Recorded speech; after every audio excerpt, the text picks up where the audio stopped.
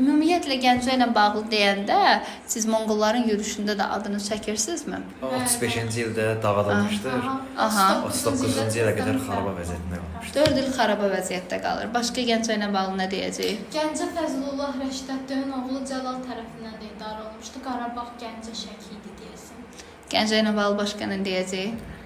Gəncə Deyirik ha 859-cu ildə çevrilmirlər mərkəzi. Əmirlik mərkəzi bəli Gəncəyə köçürülmür. Bunu qeyd edəcəksiniz. Sonra Gəncə ilə bağlı deyirsiniz xristianlıq, İslam dini. Onu dedim, hə. Başqa nə qaldı? Görüm nə səhv tuta bilərəm sizlə.